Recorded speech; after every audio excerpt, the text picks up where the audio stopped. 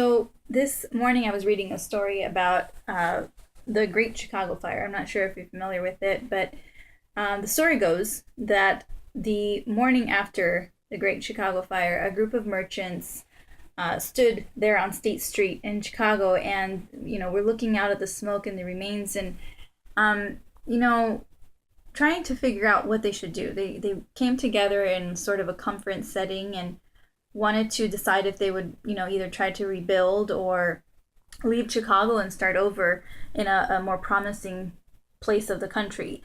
So they reached a decision together, and everyone except for one person decided to leave the country, or decided to leave Chicago. And I'm sorry, I want to apologize for my eyes because I have this like huge flash on my face, but the lighting is really bad in this room, so I can't fight with it. I just have to like go with it and go blinky blinky every once in a while. I'm sorry if I look like I'm doing something I'm not supposed to. But so the merchant who decided to stay, back to my story, and rebuild, pointed, he was looking out onto the remains of his store and said, "Gentlemen, on that very spot I will build the greatest store, no matter how many times it may burn down." I don't know if he said it like that, but I thought it'd be fun.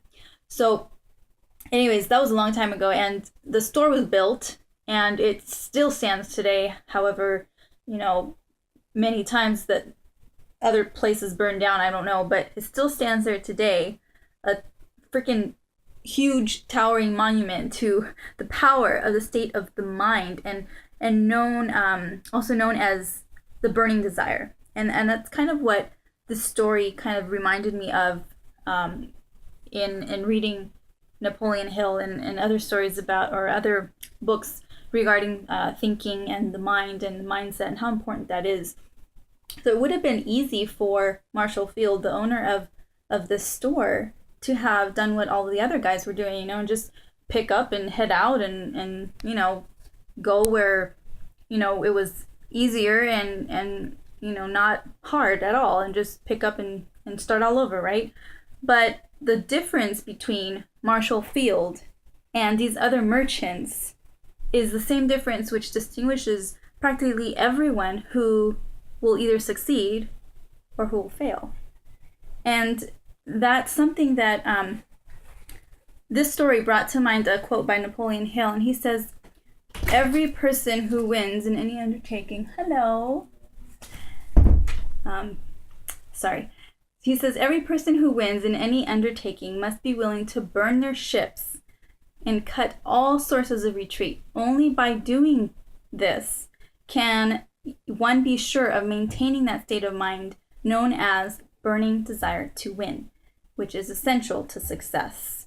And so with all of that, I wanted to kind of tie that story in with this because it's really important. You really do have to have this deep desire and know what your purpose is, why you desire, what you're reaching for, why you have that burning desire to reach your goal in order to continue moving forward.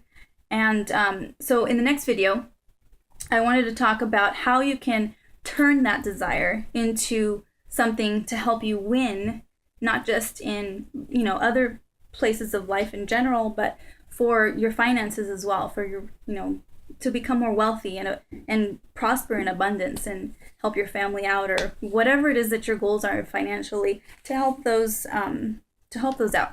So I hope you were able to find some sort of value in that story that I shared with you, and don't forget to subscribe and connect with me at the end of this video. I'll have all my information out.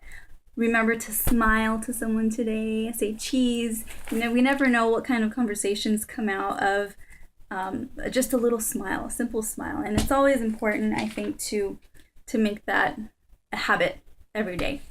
So with that, this is Mariana from marianaruedas.com, and I will see you tomorrow or on the next video.